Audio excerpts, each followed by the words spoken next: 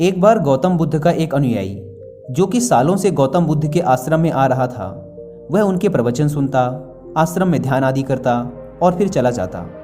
लेकिन अचानक कुछ दिनों से उसने आश्रम में आना ही बंद कर दिया था। यह बात गौतम बुद्ध ने भी अनुभव की। एक दिन जब गौतम बुद्ध उस गांव से भिक्षा मांगकर वापस लौट रहे थे तो रास्ते में उस अनुयायी का घर भी पड़ा। बुद्ध उसके घर के अंदर चले गए। अंदर जाके देखा तो वह इंसान आंगन में बैठकर कुछ काम कर रहा था। बुद्ध को देखते ही वह जल्दी से हाथ जोड़कर उनके सामने खड़ा हो गया। उसने बुद्ध को पीने के लिए शीतल जल दिया और बैठने के लिए आंगन के चबूतरे पर एक चटाई बिछाई। बुद्ध चटाई पर आराम से बैठ गए। फिर बुद्ध ने उस अनुयायी से पूछा, तुम्हारे घर परिवार में सब कुछ ठीक तो है ना? अनुयायी बोला, हाँ भंते, सब ठीक है। बुद्ध ने पूछा, फिर तुमने आजकल आश्रम में आना क्यों छोड़ दिया? यह सुन वह अनुयायी थोड़ा सा शर्मिंदा होने लगा। फिर बोला, अब मैं आपको कैसे बताऊं बुद्ध? गौतम बुद्ध ने कहा, तुम निसंकोच कह सकते हो।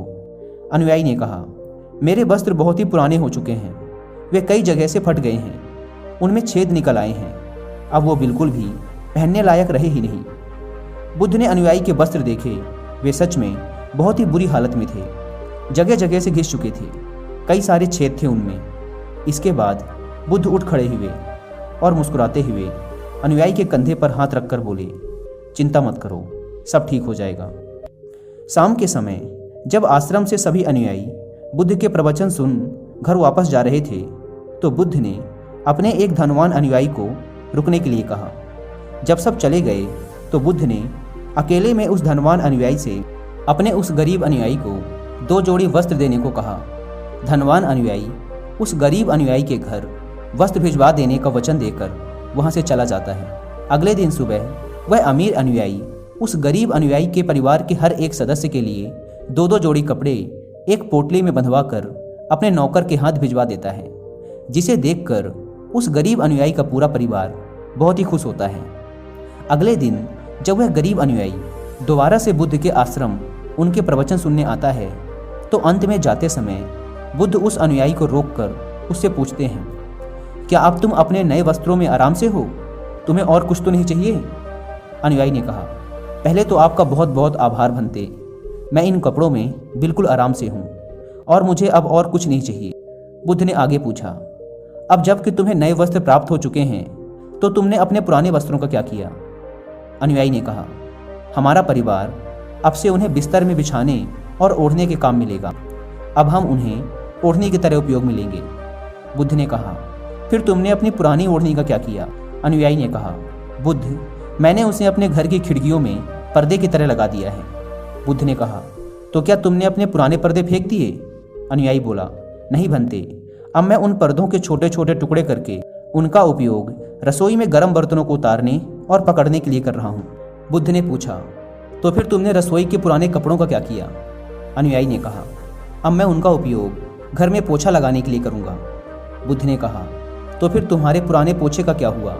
अनुयायी ने कहा, बुद्ध, वो पुराना पोछा इतना तार तार हो चुका था कि अब उसका कुछ भी नहीं किया जा सकता था, इसलिए मैंने उस पोछे से एक एक धागा अलग करके दिए के लिए बातियाँ बना ली।